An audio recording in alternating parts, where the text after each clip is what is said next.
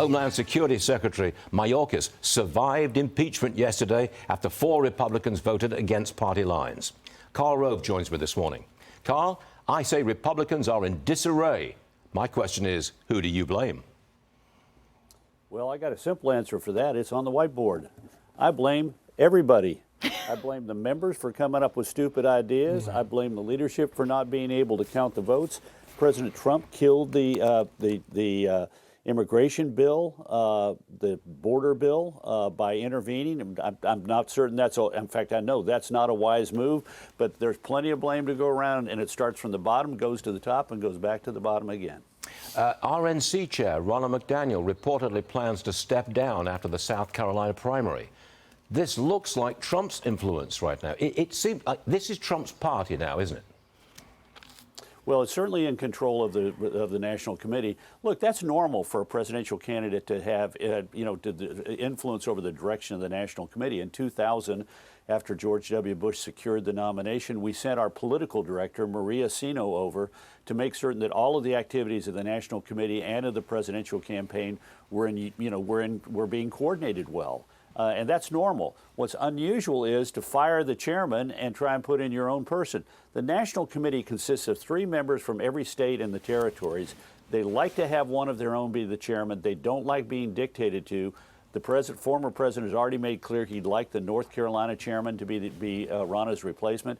And already there's talk of members of the committee putting up somebody else.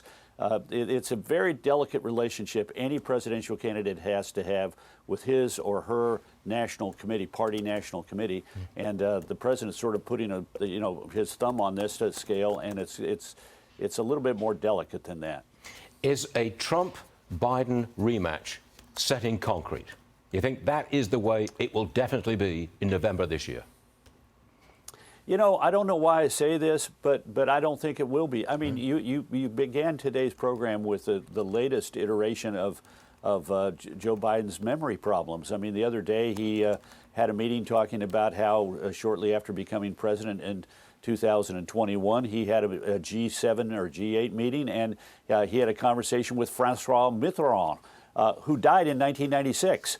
So, I just, for something inside me says somebody's going to wake up on that side, Jill Biden or maybe a sister Valerie Biden Owen, and say, you know, Joe, this is not the way for you to go down in the history books. Step aside, let somebody else be chosen at the convention, and let somebody else go into the lists against Donald Trump in the fall. I just think the Democrats are not going to allow this to continue. You think that's how it's going to happen? Somebody close to the president, a family member, goes to him and says, just like they went to Nixon and say, "Time's up, Mr. President, step aside." Yeah. Yeah, well, Nixon, it was Senator Barry Goldwater who led a group of senators to say your time is up. But I think Biden is impervious to that kind of input. I think it would have to be a family member. And look, I don't know. This may be hope rather than an expectation. This may be what I think would be best for him and best for the country and, frankly, best for the Democrats. I mean, Joe Biden thinks he is the only person who can beat Donald Trump in the Democratic Party. He may be the only person who can lose to Donald Trump in the Democratic Party. Well, can you deal with this quickly? I keep hearing that Michelle Obama will be shifted into the... No, you're shaking your head. It's not going to happen? No, look. She hates politics. Read her autobiography. She didn't want her husband to run for the state senate. She didn't want him to run for the president. She is not a political animal.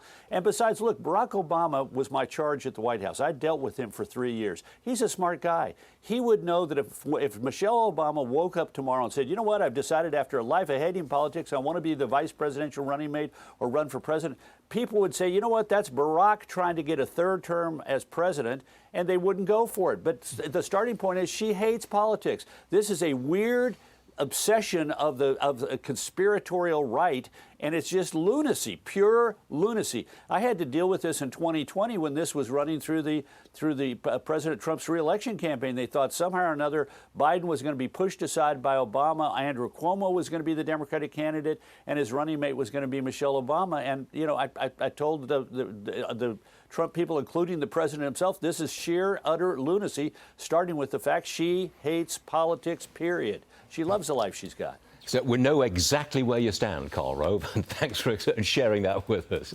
emphatically. We like that. Thank you, Stuart. Thanks, Karl. See you later.